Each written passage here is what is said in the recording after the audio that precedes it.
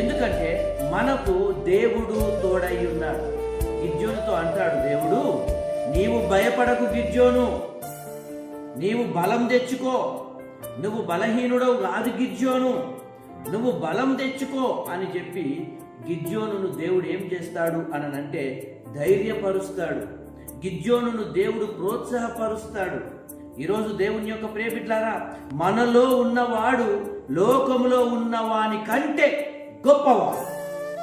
మనం నమ్ముకున్న దేవుడు లోకంలో ఉన్నవాని కంటే గొప్పవాడు. కాబట్టి మనం ధైర్యం తెచ్చుకొని ముందుకు వెళ్ళే బిడ్డలమై ఉండాలి. ఈరోజు 1,35,000 మిథ్యానీయులు ఉన్నారు, యుద్ధం చేసేవాళ్ళు. అటు సైడ్ ఉన్నారు వాళ్ళు శత్రువులు. అయితే కేవలం గిద్యోను 300 మందితో వారి మీదికి యుద్ధానికి వెళ్తారు. ఈరోజు మనం కూడా ఎన్నో యుద్ధాలు చేస్తున్నాం. బాధలతో యుద్ధాలు చేస్తున్నాం, కష్టాలతో యుద్ధాలు చేస్తున్నాం, కన్నీళ్లతో యుద్ధాలు చేస్తున్నాం. అనేక మంది ప్రజలు మనలను సూటి పోటీ మాటలు మాట్లాడుతూ ఇష్టానుసారంగా మనల్ని ఇబ్బందులు పెడుతున్నారు. ఎన్నో యుద్ధాలు చేస్తున్నాం మనం అందరం.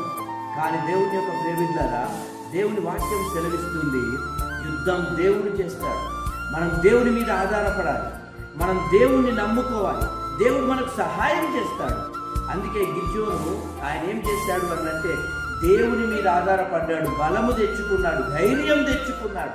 ఈరోజు నీవు నేను ధైర్యం తెచ్చుకొని గిద్యోను వలె ముందుకు వెళ్ళే వాళ్ళమై ఉండాలి. మనం బలహీనులం కాదు, మనం బలవంతులం.